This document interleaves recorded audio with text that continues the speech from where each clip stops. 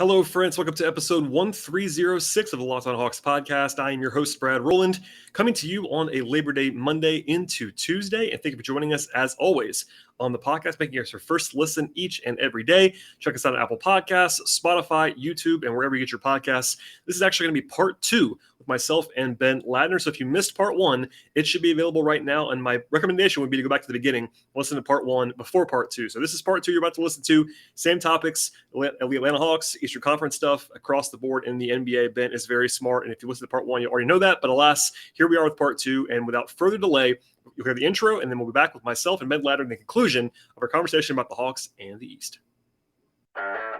You are Locked On Hawks, your daily Atlanta Hawks podcast.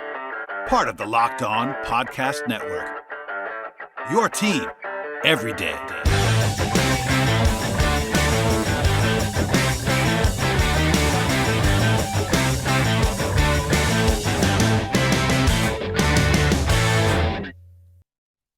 I want to expand on the Collins thing too, just because, everyone's kind of talked about it ad nauseum, like he was on the block, et cetera. He's still on this team. And I think that he is one of the guys who could be impacted by Murray a little bit more than some others, because, one of the things that I've chronicled a lot is that they've kind of asked Collins to take this smaller role that's more of a spacing role on offense. That was always going to be the case with Capella, but maybe even more so now with Murray. Like, there are lineups that they're going to have to play this year where Collins might be the second best shooter on the court. And that's not ideal necessarily. Like, he can shoot it, but especially if Bogdanovich has any kind of injury recovery or more injuries, et cetera, like, Collins is a better shooter than Murray right now. Collins is probably a better shooter than Hunter in some ways. Obviously, kind of a little bit more utility there, but in terms of like just catch and shoot, he's proven more than Holiday's different kind of player, Justin Holiday. But you could certainly argue Collins is one of their better shooters, which is kind of a weird spot to be in. I mean, beyond like the trade stuff, what do you make of like his role? Because people have asked me this. I talked to Josh Lloyd about this from a fantasy perspective. Like, I think on one, he's going to play more minutes because Gallo's going to be gone, and they're behind him. They don't have that guy who's like going to demand that time like the way that Gallo did. I know Jalen Johnson's a talented player, but he doesn't have that same kind of like Nate's going to play him thing that Gallinari did. So that there's that on the plus side for John, but also like he might even get less pick and roll reps, like, which I've always argued like that's his best skill still. Like, he's a really well-rounded player, but he's an awesome finisher, awesome pick and roll player. I'm just wondering how it's going to look in your mind, because like that's the guy. We've all talked about him being on the block, but like his role might even get smaller somehow. I don't know. It's weird to me. Yeah, I think what you're saying has some truth. Like, it could be a more minutes, smaller role sort of thing. And his usage has decreased like each of the last 3 or 4 seasons too. So it's his role can't get a lot smaller than it already is. And it shouldn't get smaller because like he's really good. Like he already has a role that's probably too small for him. And I think that they probably know that, but that's like the trade-off of having Clint Capella, who they also love and who's really good, is that like he can't be the role guy if Capella's on the court. It's just what it is. I mean, same thing with the Okongwu, by the way. I was going to say, we haven't even mentioned it's him. A very similar thing. Like, everyone wants more Okongwu, and I totally get why that is. I love Okongwu, but he's another guy that, there's some workout videos of him taking jump shots, but until he's like shooting real jumpers in a game, he's still a non-shooter in my mind. So like, I don't know. I take those workout videos at face value. Well, listen, this as well as I do, like NBA centers, a lot of time, if you've been in a practice, I know you have been, like these guys who can't shoot, I'm using giant quotes if you listen to this podcast, like shoot really well in an empty gym. Like, and I think Okongwu, I've always thought he's going to be a jump shooter eventually, but he's got to prove it to me and everybody else. So like, I don't know. The whole thing with Collins is that they knew this when they got Capella, but it's really one of the reasons why I think they've at least dangled him out there in the last couple of years, and maybe why he was probably open to being dealt at some point. Because when you've been in rumors for this long, like I get it, is that they kind of know he's overqualified for his role. Like he's too good to be in the small and the role that he's in on offense, but he's also like too valuable to just give away. So they're in this spot where they can't seem to pull the trigger. Yeah, I think, I don't know. My instinct is on this is always to be like, well, if he could just be better defensively, then he could be a small ball 5, and boom, there you go. That's a pathway to more minutes, more of a role. But Onyeka Okongwu is the backup 5. You want him to get minutes. He's good. You want him to play. And he's going to play a lot. So. Yeah. So like now, how many minutes are there for a small ball 5 for John Collins? And then he's back at the 4. He's just playing with Okongwu instead of Capella. So he's also the only 4. I mean, again, I like Jalen Johnson, but like DeAndre Hunter at the 4 has not been a thing that they've been able to do with any effectiveness. I know the theory behind that. He's a big physical guy, but he doesn't rebound and all that fun stuff. It's like Torian Prince all over again in some respects. So like, I mean, John Collins is their 4, and it's like the gap between him at the 4 and anybody else on this roster at the 4 is the size of an ocean. Like they know that he is their only guy that is proven at the 4 right now.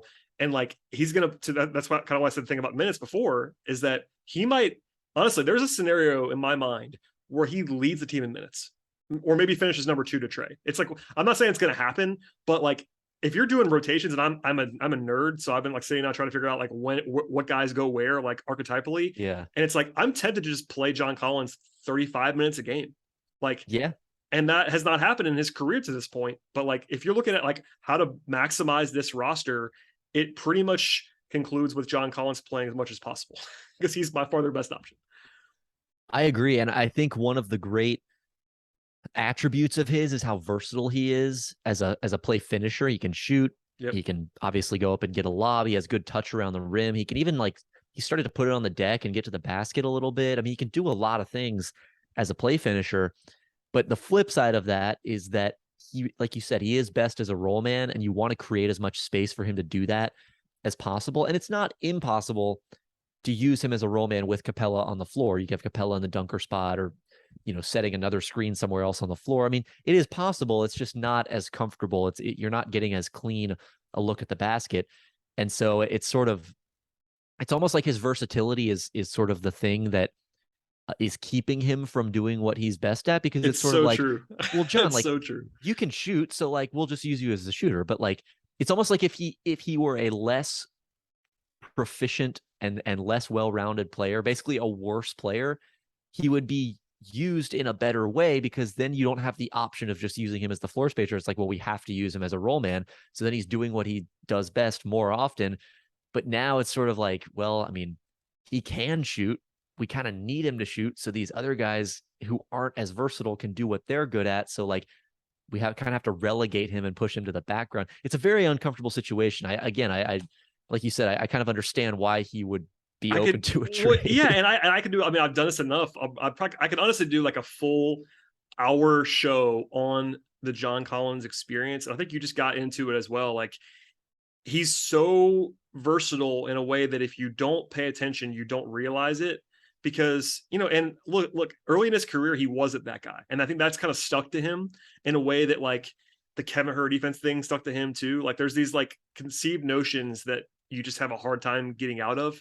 And nationally, you still hear that John Collins is like a liability on defense. And it's just not true. Like he's not Draymond Green, but like he's a pretty good defensive power forward. Like he can't play center and be your anchor. Yes, that is accurate in terms of like being a high level defender at center. But like, that's not what he's asked to do the majority of the time. And like, it's a great way you put it there. Like he's almost too well-rounded. Like if he was forcing them to run more pick and roll with him, his numbers would probably look better like they did 2-3 years ago when he was the only pick and roll option, when he was playing with Alex Len and whoever else next to him. Capella's just too good at some other things too. But like Collins has proven to be good enough as a pick and pop guy to like, they're very comfortable with him in that role. Like, or just spotting up, like, and he's honestly he's also a good shoulder. He's going to play hard. Like he doesn't have it in him to not play hard either. Like he could probably sulk his way out of town if he wanted to. He just won't do that because he's not wired that way. So I love that about him. Me too. I've always loved his motor. Like he's always playing hard to the point where it's been fourth quarters where I'm like terrified he's gonna get hurt because he's playing too hard or whatever. But I don't know. We could do a half hour on Collins. It's just he's still there, and I think he's really, really vital to them this year. Like he's always been important to them, but especially with some uncertainty at the 3 that I want to ask you about. And also just some general like depth uncertainty and wing uncertainty. I mean, yes, Dejounte Murray is technically kind of playing the wing on this team as a starter, but like he's also your backup point guard, and you essentially turn Kevin Huerter, who I know people don't always love, but like is a very competent, like starting caliber wing player. You replaced him with Justin Holiday, yes, but like you don't have a lot of wing depth on this roster either. And that kind of puts even more on Collins because, maybe Jalen Johnson has to play some 3 this year. Maybe Mo Harkless has to play some 3 this year. And that's even more on Collins as the power forward. So I don't know, there's just a lot of emphasis on other guys. And I get why. It's like kind of a boring thing. Oh, John Collins is back. Okay. But like, this is a different role for him because Gallo's not there. Like, and I know Gallo was polarizing too, but they paid Gallo $20 million a year, and that kind of took away a little bit from Collins. And now there's nobody behind him. Like, he's it. So big focus on him. Today's show is brought to you by Built Bar. If you haven't tried the Built Bar Puffs yet, you're depriving yourself of one of life's greatest joys. And guess what? There's a new flavor as well as delicious. That's right, Built has done it again. And that favorite is the cookie dough chunk puffs. They have a great light and chewy texture. They have real cookie dough chunks. And of course, they're covered in 100% real chocolate, like all Built Bars are. All the joys of eating cookie dough without the hassle of actually having to make it. Plus, it's really healthy for you as well. Cookie dough chunk puffs have 160 calories, and they have a whopping 15 grams of protein. What's also great about Built Bar is that all the bars have collagen protein in them, which your body helps to absorb more efficiently. And they provide a ton of health benefits across the board. Eat something that tastes good and it's also good for you. Go to Built.com right now, snag a box for yourself or your family to be the perfect treat for you. And you're going to absolutely love the new flavor of cookie dough chunk puff. Whether you need a snack for your workout, a late night treat, or just to grab a quick bite, Built is perfect protein bar, and they taste better than a candy bar. I can definitely tell you that right now. Ditch the calories, ditch the fat and the sugar. Grab yourself a Built bar in the process and go to Built.com for the easiest way to get Built bars. And when you get there, use a new promo code for this show. Take note of this. It is Locked On 15 is the new promo code, 15% off on your order. One more time, that is promo code Locked On 15, 15% off at Built.com. Yeah, I mean, the wing thing is, to move on to that, that's kind of a, I don't know what, I mean, I think DeAndre Hunter's kind of in a similar situation where it's him and then it's kind of I mean, there are technically options. There are more options than there are power forward. Like, there are at least people who could theoretically play the wing, but none of them make you feel great. Like Justin Holiday, I like. Me too. I think he's been underrated the last few years, just as like a catch and shoot guy who can, get over a screen. But I think, to me, he's much more of like a defensive 2 guard. He doesn't quite have the strength to really guard the 3. Mo Harkless in his prime, I think, would be like the perfect option here.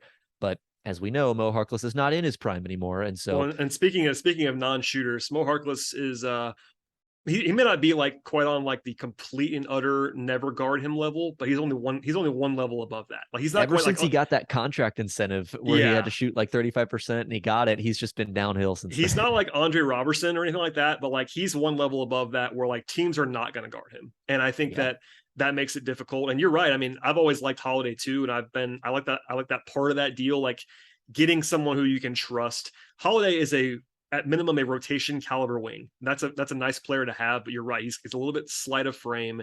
And like, if you're facing, let's say, Jason Tatum, like, Holiday can't really handle that. I think that you might have to use more Harkless in that role. If Hunter is injured or foul trouble or whatever, Harkless might be your best option against those kind of guys. And like, for me, you're hoping not to play Mo Harkless this year if you're the Hawks.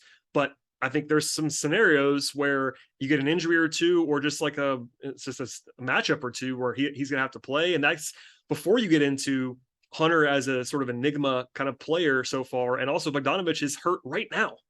Like, he's coming back from an injury and he's vital too. I mean, it feels like we're calling everybody vital, and it really is kind of scary. And I've talked about this a lot, like the depth concerns, but you could certainly say that basically every one of their top 7 guys, 8 guys, is extremely healthy and important. Like, maybe you could argue that the centers, because there are 2 of them, are or maybe the other guys who are not quite as important, but even then it's Frank Kaminsky behind them. So we'll see. Yeah, not amazing. And you talk about Jason Tatum. What about Jimmy Butler? Yeah, another guy, about exactly. Giannis. Yeah. I mean, there's just no one with any kind of heft at the 3. And like Dejounte Murray, like you said, I mean, he can match up. Like, you could play him at the quote unquote 3 if you're playing. I guess a lot of teams, not against those teams. So yeah, that's the thing. Like, it's matchup based. I mean, obviously they played the Heat in the playoffs last year. Murray can't guard Jimmy Butler. No. Like, and obviously, we're cherry picking here, but these are the teams that you're competing with. Yeah. Even James Harden. Can Dejounte Murray defend James Harden? I don't really know. I don't think so. I think he's too strong. Yeah, Harden's so big. Maybe Holiday could fool with James Harden. Just, it's not quite as much size questions there, but like, it kind of tells you, in addition to the fact that they've invested so heavily in him, why every time I do a radio hit or a visit on a podcast, I'm always trying to just say how important DeAndre Hunter is this year. And while also saying, look, I don't think people noticed he wasn't very good last season. but this is a guy who like he has to be good. I mean, if you're a Hawks fan that is picking the Hawks to be a top 4 or 5 team this year, and you're optimistic, that has to include DeAndre Hunter being the best he's ever been and also being healthy. Because if he's not, it's really hard to see the Hawks winning 49, 52, whatever you want to say, games if Hunter is either banged up or not very good. Like, he's that important to them. I think that's dead on. And I'll just add that I think when he is healthy and when he is good, he is really good. I mean, defensively, I think he can be like, I'll never be able to detach myself from his rookie season, watching him defend James Harden in Atlanta the way he did. Like, that's one game, and like you could point to Luka Doncic last year. I was going to say the opener against Luka is the one everybody circles now. Like, you and I are the sickos that saw that first game. yeah. Maybe there's something about the big physical, maybe not totally in shape, ball dominant wing that he just matches up really well with them. But like, I've just seen him do too good a job on too many really high level offensive players to like, it's like the Reddish thing, you know. It's just like I can't quit DeAndre Hunter as a defender. And like, you see him shoot and he has good form, and sometimes the ball goes in and it looks really good, and he's had seasons or stretches at least where he shot 38-40% from three, and like sometimes he'll even shoot off the dribble, and there's nothing about the way he plays that looks like he shouldn't be good, but then the results just aren't necessarily there all the time. And so like, I believe in DeAndre Hunter if he can be healthy, but you know, it takes a good amount of belief. It's not a sure thing. Like, yeah, you can just pencil this guy in for 32 minutes of high quality small forward play. Like, it's going to take some improvement. It's going to take some consistency that he hasn't shown to this point in his career. And I think any belief, like you said, any belief in that happening takes a decent amount of gambling and a decent bet on him being, you know, what he promised to be coming out of the draft. Yeah, the good thing is, and I probably should say this even more often, is that he's been healthy all summer. That's a big thing. He had some lingering injuries coming out of last season, and a full offseason can do wonders. I've said that about Okongwu this year. For the first time in his career, he actually has an offseason, and that's skill development time. That's the thing about Hunter, is that we saw his handle like kind of just like get lost. Like, it was pretty jarringly bad last year at times. And I think there's a lot of that could be tied to like the wrist injury and other kinds of stuff like that. I think with a full year, full offseason, I should say, to get himself in the best possible place to contribute, you know, fingers crossed on the injury stuff. I don't think he's injury prone. He's had a bunch of injuries, but I don't think I'm putting that label on him at this point in time. It's just that, for better or worse, they're going to have him, because they've kind of built this roster. Like, yes, they have Jalen Johnson, who's kind of a combo forward, but they think more of as a 4 and maybe even a 5 than a 3 internally. Still, he can maybe play some 3. AJ Griffin, I think, can play the 3 eventually, but this is a rookie, and you know how my stance on rookies been. It's basically they're not going to be good probably most of the time. So I think they might try they might try AJ Griffin. Like, I think especially if Bogdanovich is banged up, they might just have to for the shooting. Yeah. But like, you can't rely on that. So like, I mean, long story short, defense is rough too. That's what I was going to say. Like, you're hoping that he could use his physicality a little bit more, and maybe at the NBA level, he just dials in more because he knows he's going to have to stay on the floor by playing more defense. But yeah, I mean, his college tape was not good defensively. Plus he's kind of a step slow for a wing. Like, I think he's going to be long-term. This is not a AJ Griffin breakdown podcast, but I think long-term, he might be more of a guy that like defends 4s, because he's so big and physical but he's also like not the most fleet of foot guy for a wing. So I think he might be a power forward defender long-term, but we'll see. Maybe he's a guy you can eventually throw at some of those big wings as like another body, but not now, I don't think. All the more reason why Hunter's got to be that guy. Exactly. I mean, he's the only guy in a lot of ways, and I hope the best for DeAndre. All right, before we get out of here, Ben, one more break to hear from our sponsors. We'll come back with more, and Ben's thoughts on the East. We're getting there. Tiers and predictions and things. Hold on tight. All right, Ben, let us finish up by talking about kind of where the Hawks stack up in the East.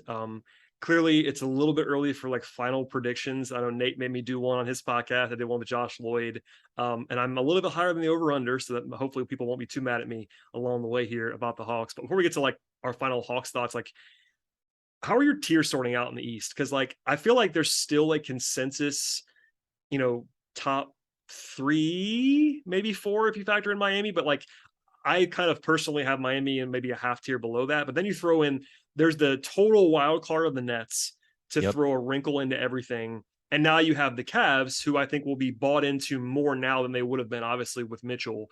So that's 6 teams we already named. Then you get into the Raptors, who have some fans around the league, and the Hawks, and maybe even the Bulls. Like I saw ESPN have the Bulls ahead of the Hawks in like 2 weeks ago in their like early power rankings. I was like, wow, that's the one team I would not put ahead of the Hawks, like definitively ahead of the Hawks.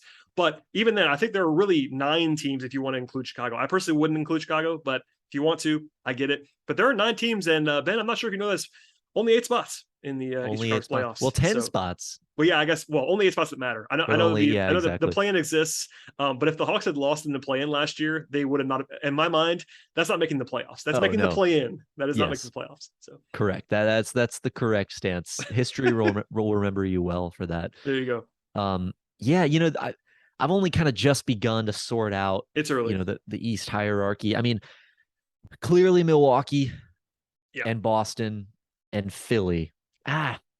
Yeah, here's the thing. It feels like every single person. I'm just going to stall give you more time to think about this. Every single person has Boston and Milwaukee in their top tier, and then most people, I would say, that I've seen so far have Philly in there, or at least close. And then it's like from there is where you start having some real decisions to make between Brooklyn's weirdness and now Cleveland, et cetera. But it feels like there's a kind of a definitive top 2, and then Philly, it's like kind of a deferential thing where they won 51 games last year, and then they got better in the offseason, and now they have James Harden for a full season. So it's like, how do you not put them up there? But also it's Philly, and they're one Joel Embiid injury away from not being that good. So it's, I don't know, that's a weird one for me. I'm kind of factoring them in as like the clear number 3. It's like they're not in the top 2, but they're not 4. I don't know how you feel about it. No, that's pretty much where I am too. I really did like their offseason a lot. I loved Anthony Melton. I think they made a lot of really good additions that make them, like, you don't have to worry now about, does Matisse Thybulle have to play 33 minutes in this game? Is Furkan Korkmaz going to have to play a huge role?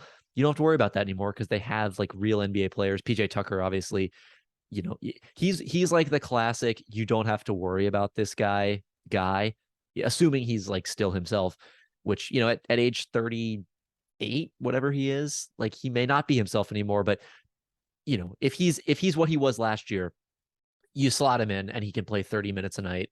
You don't worry about it. He fits into any lineup. It's not even that he's so great at any one thing, although he is a good defender and corner 3-point shooter. It's just that he's not taking anything off the table. You don't have to worry about, can we play him in any matchup? So anyway, that's enough about PJ Tucker, but I like the Sixers. And I don't know if you heard, but James Harden reportedly has gotten in better shape this offseason. So yeah, he's been at the same party with Trae Young. There's a couple of paparazzi situations with him and Trae Young at the same party, which I'm not sure what that means, but here we are. I'm sure they were just hitting the gym together. Trae works hard. One thing I will say is that I don't worry about Trae ever not working hard, which is it's a nice feature true. To have your best player always be in shape, and Trae's always in shape, which is nice. He is. I will give him that. It was probably after one of those Rico Hines pickup games that might have been it, making the rounds out in LA. At any rate, I think Philly is ahead of the Hawks. However you want to put them, 3rd, 4th, whatever. I think they have Joel Embiid. He's at worst probably the 4th or 5th best player in the NBA. That just gives you a pretty high floor. You assuming he doesn't get injured, which is not always a given with him, but the last few years, I think he's proven himself, other than some freak like face injuries. I think he's proven fairly durable where he's going to get you through a season. You're not going to fall too far in the standings.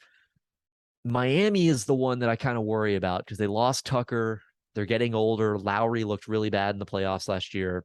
I'm not a big Tyler Hero guy. I don't think he's like the savior that's going to come in and make up for all the regression. I love Tyler Hero, as you well know. That's my guy. No, I'm kidding. Yeah, that's kidding. Your big I think I honestly might be the lowest person on Tyler Hero in the entire NBA. So that's unfortunate. I will say, just right now, he's still a good basketball player. Even though I'm low on him, he's still a very good basketball player. Solid. I think I voted for him for 6th man of the year last year, and that's totally reasonable. That's totally reasonable vote. He's still good enough to do that. No, I mean, I looked silly last year. I think you and I both talked about this at the time. I was low on Miami last year. That was just wrong. Like they ended up being the number 1 seed, which is not. I thought they were going to be opposite. I thought that was a playoff team that was not a regular season team, and they ended up being a good regular season team that kind of floundered in the playoffs. But like, yeah, if there's one team that I can see not repeating last year from that top 4, it's got to be Miami. I mean, the PJ thing is what it is. You got Jimmy's a year older.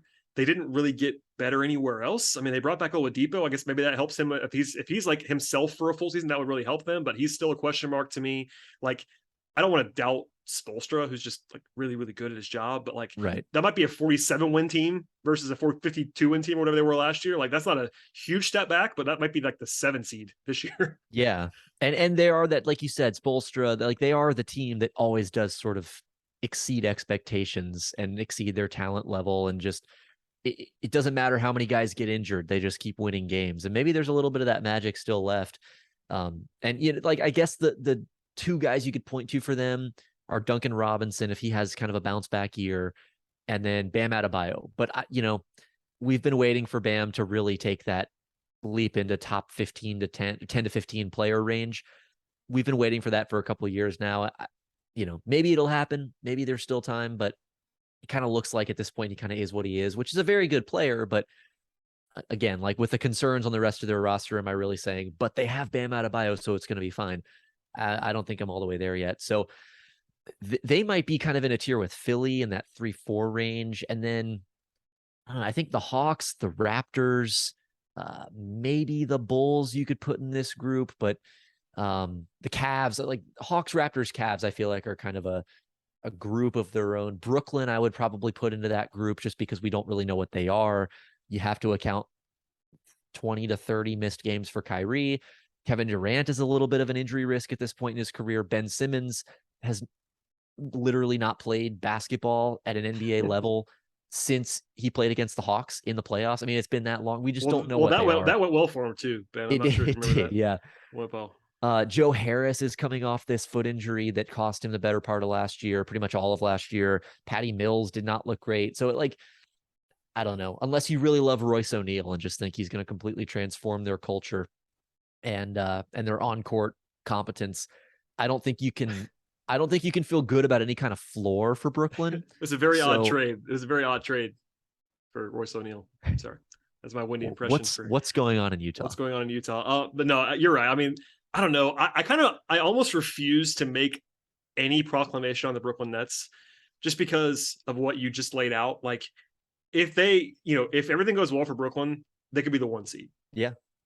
And if Kyrie just like disappears into the wilderness, which could happen at any moment, if KD rolls an ankle. By the way, to clarify, he literally could disappear. No, I mean, I'm not joking about that. I mean, like the actual, as wild as that sounds, like a wildlife reserve. Well, and and the whole thing is like, look, as soon as KD is on the roster again, and it seems like he's going to be there for a little while, if nothing else, like he's so good that you can't pick the Nets to finish 9th anymore. Like you just can't do it.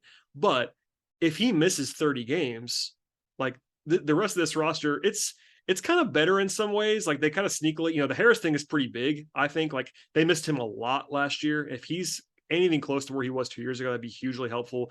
Simmons, like, shrug.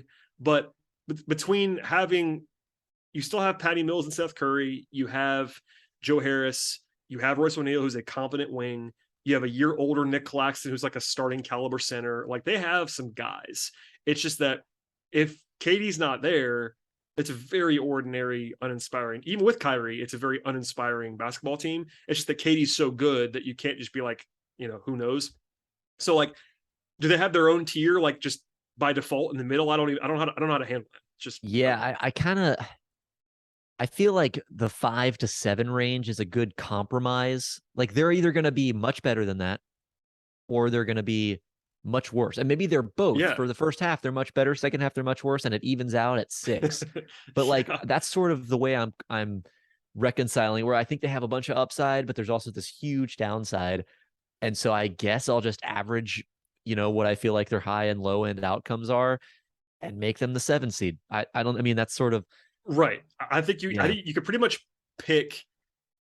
I mean, maybe not in any order, but you talk about Brooklyn, Miami even. I think you and I are probably a little bit lower on them than most, but still, like they're in this group: Brooklyn, Miami, Cleveland, Atlanta, and Toronto. Like that 5-team group could finish in any order in my mind. Yeah. Truly. Like, and that, I think a lot of people have not had the Hawks in that group, and I think I would have them in that group, maybe on the lower end coming into the season, because there's some uncertainty with the depth and all that stuff. But like, I truly think that getting me to like go hard on the record for an order of those 5 teams is going to be hard. I don't know what I'm going to do with those 5 teams, because there's so many variables. Like, yeah, Miami's probably the safest because we've just seen it. We saw it last year, but like Toronto's really good, but can they all play 39 minutes a game again? Like they all just play so much. They have no depth behind them. KD's got, Brooklyn's got the KD thing. The Hawks have some new stuff. And then Cleveland's got this huge piece to integrate now too. So I don't know. I mean, I feel like it's the top 3 and then it's those 5. And you can maybe try to mini tier those teams, but truly it's like throw those teams in a hat for me on some level. And then you get into like the Bulls are kind of probably 9 by themselves. And then you get into like the Knicks and the Wizards. I don't know. Maybe the Pistons, if they just like have it all come together for them with Cade. I don't know. It's just kind of it's really jumbled in the middle is all I'll say. No, I think so too. I think you feel safest about Miami just because they're going to defend. And maybe you could say the same about Cleveland. Cleveland to me this year could be a team that, I mean, maybe Mitchell makes them like they're just not even in this group because they're so good. Maybe they're closer to Philly. And Miami has the best coach too. I mean, Spo, mean, especially 82 games, like that does matter. I'm actually someone who doesn't think coaching is quite as important as some do in the middle, but Spo is proven to be an elite coach, which is something you can just kind of bank on happening. Yeah. I think the question you ask yourself when you're looking at a group like this is just who is least likely to lose to the Rockets on a random Thursday night. Yeah. And Miami probably is at the top of that list, followed by Cleveland and Toronto in some order. And then the Hawks probably 4th, and then the Nets, anything could happen. So in that sense, I guess that would be my order. It'd be Miami, Cleveland, Toronto, Atlanta, Brooklyn. But like, again, if Brooklyn decides, we're actually going to put forth a real effort and really buy into some defensive principle. What am I talking about? That's not going to happen. Yeah. I think they're at the bottom of the group. No, I don't know, man. It's so the idea of the Nets like buying into team concepts and like healthy habits and team chemistry just seems. But then you're right, and but then implausible. I don't know. But then I counter with this. I'm not saying I believe this is going to happen, but they clearly have the highest upside of that group. Oh yeah, it's not even close. I mean, with all due respect, I've seen some Cleveland zealotry now that they have 4 All-Stars. I'm doing giant quotes there. I don't believe that to be the case this year, but like the Nets, if it all comes together, have Kyrie Irving, who's still really good despite it being a crazy person, Kevin Durant, who's the best 5 players in the world, probably if he's right. 5, 7. I'm higher on KD than you. It's okay. Ben Simmons used to be good. I mean, that's the thing. If Ben Simmons is good, like he used to be quite good. Yeah. And then you have some quality role guys around them, like your Joe Harris, Royce O'Neal, Seth Curry types. That's a title contender. It just if it's all working, I don't know. Who knows? Like they're the one team in that group, and I do mean this. They're the one team in that 5, and that includes Miami in my mind, that can actually win the title. I don't think Miami can win the title. I don't believe that. Maybe if they made a trade, they could. Yeah. But in terms of like right now, today with this roster, I don't buy it. I don't think Atlanta can either with this roster. I don't think the Cleveland can with their current roster. Maybe Cleveland can in 2 years with this roster. If Evan Mobley becomes, as we talked about 30 minutes ago, if Evan Mobley becomes a dude, maybe they could win it. But he's not going to be there this year, I wouldn't say. So yeah, I don't know. It's really kind of a mess. We're still early, but I think we're kind of aligned that it's like a top 2.5 and then kind of a giant mix in the middle. So the Hawks are somewhere in there, folks. I don't know where.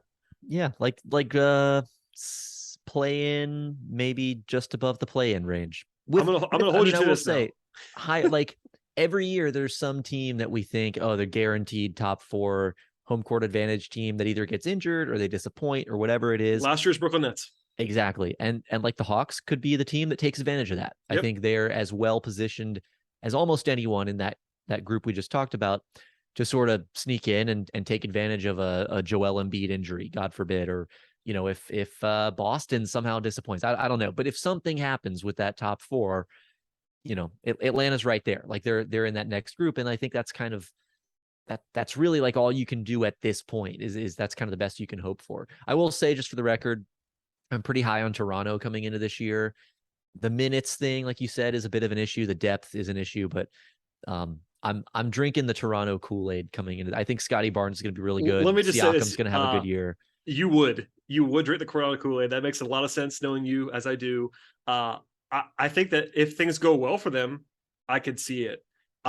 My fear is that I just can't see a team that has 6 players. Like, they just keep playing these guys hard. so many minutes. Maybe it'll work again. I don't know. I feel like last year they kind of got the most out of that team to win 48 games. And yeah, maybe they do have Barnes to give them a little bit more juice. Like, maybe he takes another leap. I've always been a little lower on him, but he looked awesome last year. So no complaints there. I have a hard time seeing them being able to just ride those guys as much as they did, but maybe they can. And that's why they're in that same group for a reason. Like, I think regular season wise, if those guys are healthy, they're also a matchup problem for a lot of teams. Yep. Like, if you see them on a Tuesday night and you're not ready for them, they're going to blow you out. Because, like, they're just so weird. Right. I mean, that's what I'm saying. They're hard to play against. Especially if you're like a big plotting team and suddenly you're playing the Raptors, they're just going to run you off the court with their speed. Yep. Even like Precious Achiuwa, who I don't love, is a really like havoc creating defender. Like, he's a really good defensive player. And if he's your center, like, you could just like switch everything, and they're just a weird team. I kind of like them too, more than some. I think probably less than you, but still more than some. Yeah. Like, I don't know. They're interesting too. And I mean, I'm not going to hold you to this. I'll tell you now, our friends at BetOnline have the Hawks at their over-under at 46 wins. Does that sound high or low to you? First instinct, that seems a little high, but I don't know, 2.5 games above 500. That's reasonable. I think that's reasonable. You can find Ben at B Ladner_ to yell at him. No, I'm kidding. I'm going to have the I know you ever check. I'm going to have the over on that, but I also understand it. Like, it's kind of in fact, I'm looking at this now in real time. You'll appreciate this, Ben, as I know you're not the biggest Vegas guy in the world, but Atlanta, Cleveland, and Toronto have their over-unders are all within a win of each other. Toronto right now is 45.5. The Hawks are 46, and the Cavs are 46.5, which tells you exactly what we've just been saying. Yeah, that feels right to me. Those teams are all kind of the same in the minds of Vegas, and Brooklyn's higher than that because I think they just know that they'll get buried if they don't put a number super high on them because they have KD. And Miami's 50. I'll say this now. I'm going to do over-unders with my friend Robbie Calland, who you know well. I'm going to have the under on Miami. I can almost tell you that right now. Yeah. Well, and I think picking under 46 is more about just the quality of the rest of the East than it is about the quality of the Hawks. Because if we're saying like Milwaukee and Boston are both going to be around 60, give or take 2 or 3 games. Philly's going to be mid 50s. I think it is fair to say. That only leaves, and if we think these 5 teams are as jumbled as we just said, there's really only so many wins to go around in a season. And so it's like, if the Hawks were significantly better than 46 wins, they would be in a different tier and they would just be kind of not be in this conversation. So I think it's just more about, I don't think anyone in that group is going to win a ton of games, just because Boston's going to win a ton of games. Milwaukee's going to win a ton of games. Philly's probably going to win a bunch of games. And then, maybe Brooklyn kind of surges in there, but like that group is so jumbled. It's just like kind of everyone's kind of on the same level to me. Yeah. It's the hardest part about this is that the East, we're all, especially if you're following the league for a long time, we're almost conditioned to be like skeptical of the East, and the East is loaded now. It just is like objectively loaded. And like the way I would put it is that the Hawks could be, in my mind, the Hawks could be as good or better as they were 2 years ago. The team that made the conference finals this year and be the 6th seed. Yep. That could easily happen. I know. And number one, that Hawks team was the 5 seed 2 years ago, and they got hot. But I think just objective, like team quality wise, like if this same exact Hawks team was in the East 4 years ago, they'd have a 49 win over under, 49.5 win over. It's really 3 or 4 wins different than it was 3, 4, 5 years ago in the Eastern Conference. It really is loaded. Like, when's the last time that we come on the podcast with some confidence about 8 teams in the East? 8 teams. Yeah. And that doesn't even include Chicago, who people like. Like I'm lower on them, But if you throw them in there, that could be 9 teams where people are like very convinced they're going to be at least pretty good. That's absolutely loaded. Like that's not the way it's happened for like most of my life. Like the East has not been very good like that. It's just now it is. Yeah, this is not the 2010 to 2019 LeBron James Eastern Conference, which is not a shot at LeBron, but it's just kind of the reality of what the East was at that time. To bring it home to Atlanta, like the Hawks were basically regularly a 3 to 6 seed in the Eastern Conference. Yeah. while everyone knew they weren't actually a title threat, but like they won between 47 and like 40, 53 games for like 6 straight years in the late aughts and the early 2010s. And like that was just like a team that no one was threatened by at all. Like they were pretty good, but this year that team would not be on the radar. Like it's an interesting confluence, because look, I know it's not satisfying to Hawks fans. Like every time a move happened, to bring this whole podcast full circle, the combination of Kevin Durant staying in the East and the Cavs trading for Donovan Mitchell while giving up very little in present day value for him, that's an awful combination for Hawks fans. Like you should not be happy about that if you're a Hawks fan. It just makes your life more difficult, because Toronto didn't get any worse.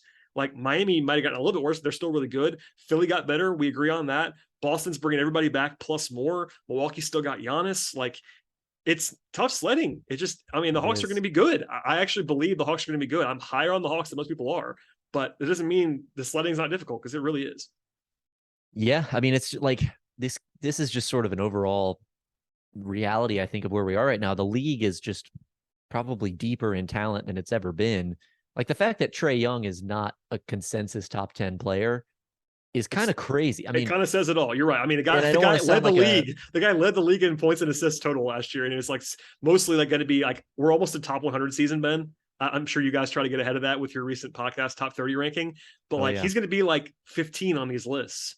And yeah, you're right. I mean, usually a guy with his profile would be higher than that. I mean, what he's done the last, I guess, 2 years is not too far off from what James Harden was doing at his peak from a team offensive standpoint, just in terms of being a one-man offense that you can give the ball to, and you have a 118 or higher offensive rating with him on the floor. Run. Plus, you can at least say, if you care about playoff success, you can look yourself in the eye and say, this guy was the best player on the conference finals team. You may not believe that to be like the true like outcome of how good they were that year, but he was the best player on a Final Four team 18 months ago, less than that. He's one of the probably 4 or 5 best offensive players in the league right now. Yep. And at his peak, at his peak, James Harden was a consensus top 5 player. Yes. And Trae Young, who I think is worse than Harden was at his peak slightly. Also defensively, Trae's even worse because he's so much smaller. Yeah. Like Harden had the clips that we all remember about. And by the way, he was very bad. Yes. But Harden just by nature of being 230 pounds, right, like is not as bad as Trae defensively. So there's that too. But you're right. I totally agree. The point being, Trae is like not even close to top 5 territory. I don't think any rational person would make that argument. But like just on how good he is as a player, you kind of watch him, you're like, how can this guy not be a consensus top 10 player? He's so good. And then you watch the rest of the league, you're like, oh yeah, that's why, because LeBron and Giannis and Steph and Jokic and Durant and all these guys, Luka, exist, and it's just, there's so much talent in the league right now, but it really does make it difficult for like fan bases of teams who are good to like, it's hard to reconcile like this team is really good with, so are all these other teams, and so maybe our team is not going to be better than the 6th seed. It's sort of just a weird thing to wrap your head around, given like you said, the Hawks sort of have the fundamentals of a very good team, and they might miss the playoffs. Man, it's the fact that that's possible is jarring. But yeah, you're right. I mean, there is always there's a scenario where that could happen, and that'd be a really, really overqualified team to be doing that. All right, Ben, I can't take up too much of your time on this Labor Day. I appreciate you recording on this holiday with me. Anything you'd like to plug? I know we talked about Read and React. That's an awesome podcast. You should definitely plug that, but please feel free to share everything you would like. You're still writing about basketball, although not the Hawks every single day anymore, but share anything you want. We're here. Yeah, Read and React, like you said, just sort of an in-depth NBA podcast if people are into that sort of thing. We cover the whole league in about as much detail as you and I have gone into the Hawks in the East today. So if people want more of that sort of thing, Read and React, it's on every podcast player. You can find it. My aforementioned friend, John Sauber and I host that. Yeah, like you said, writing. I've taken a bit of a hiatus from writing for the summer, just during the off season, because it's been a busy summer. But I'll be back up and running with that as the season approaches, and then of course during the season as well. So follow me there. Most of that is on my Twitter feed. That's like the easiest place for all of that to just, it's all consolidated. You can just find it there. So yeah, other than that, I don't really have any social media channels or products or Patreon pages to talk about. Ben rarely tweets, but you can certainly find his links to things that he has written and talked about on his Twitter feed. So that's a good place to do that. At @BLadner_. Is that correct, Ben? That's true. Okay, good. Well, check that out for sure, everybody. I will get Ben hopefully to come back on in the near future, but this is a fun conversation as always. And thank you, sir. I appreciate that. As for everybody else, please subscribe to this podcast across platforms, wherever you like to listen to or watch podcasts, and also check out Ben's work across the board. I recommend that at the highest level. We will see you all next time.